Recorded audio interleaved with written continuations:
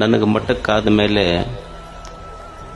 ಮೊದಲು ಅನಿಸಿದ್ದು ಅಂದ್ರೆ 1,000 ಮಕ್ಕಳಿಗೆ ಒಂದು ಉಚಿತ ಪ್ರಸಾದ ನಿಲಯ ಮಾಡೋಣ ಅಂತ.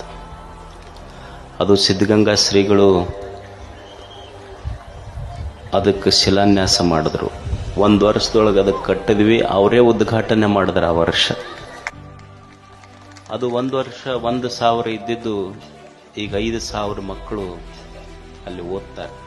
ಒಮ್ಮೆನಿಸ್ತು ವಿದ್ಯಾರ್ಥಿಗಳಿಗೆ ಇಲ್ಲಿ ರೆಡಿಯಾಗಿದೆ, ವಿದ್ಯಾರ್ಥಿನಿಯರಿಗೂ ಒಂದು ಮಾಡ್ಬೇಕಂತ ತಿಳ್ಕೊಂಡು ಕೋಳೂರು ಕಾಟ್ರಳ್ಳಿ ಹತ್ರ 48 ಎಕರೆ ಸ್ಥಳದಲ್ಲಿ, ಸುಮಾರು ಇಲ್ಲಿಂದ 11 ಕಿಲೋಮೀಟರ್ ದೂರ ಆಗ್ತದೆ,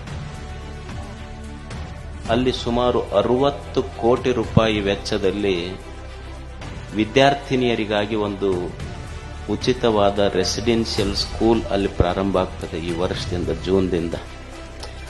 ಅದು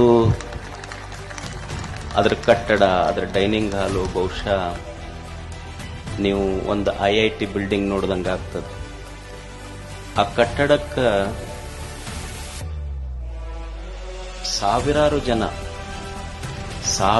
ಜನ ಕಾಣದ ಕೈಗಳು ತಮ್ಮ ಹೆಸರೇ ಹೇಳಿಲ್ಲ, ಅಂಥವರೆಲ್ಲ ಉದಾರವಾದ ದಾನದಿಂದ, ಅವರ ನೆರವಿನಿಂದ ಅದು ನಿರ್ಮಾಣ ಆಗಿದೆ.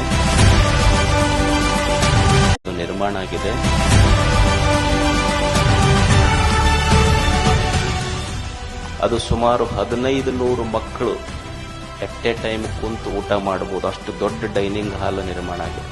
ಒಂದು 4-5 ಸಾವಿರ ಜನ ಕುಂತು ಕಾರ್ಯಕ್ರಮ ಮಾಡಬಹುದು. ಒಂದು dining hall come function hall plan ಮಾಡಿದ್ದೀವಿ. ಅದೊಂದು ಬಹಳ ಸುಂದರವಾದ ವಿನ್ಯಾಸ, ಕೊಲ್ಲಾಪುರದ ಇಂಜಿನಿಯರ್ ಅದನ್ನು ಮಾಡಿದ್ದಾರೆ. ಆಮೇಲೆ 15 class room, laboratory, principal quarters ಎಲ್ಲ ನಡೀತಾ ಇದೆ.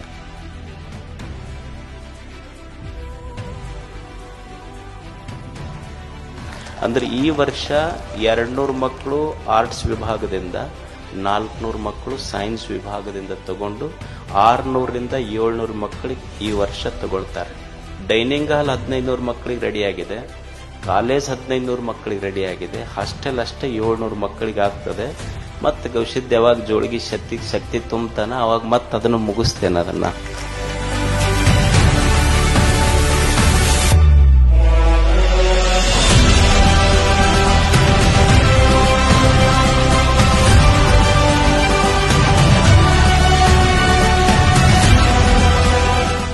ಇನ್ನೊಂದು ಹಾಸ್ಟೆಲ್ 700-750 ಮಕ್ಕಳದ್ದು ಬೇಸ್ಮೆಂಟ್ ರೆಡಿ ಆಗಿದೆ. ಅದು ಮುಂದೆ ಮುಗಿಸೋಣ. ಗವಿಷ್ಯದ ಯಾವಾಗ ಶಕ್ತಿ ಕೊಡ್ತಾನ, ನೀವು ಯಾವಾಗ ಹೋಯ್ತಂತೀರಿ ಅವಾಗ ಮುಗಿದು ಬಿಡ್ತೈತೆ ಅಷ್ಟೇ. ಈ ನಾಡಿನ ಎಲ್ಲ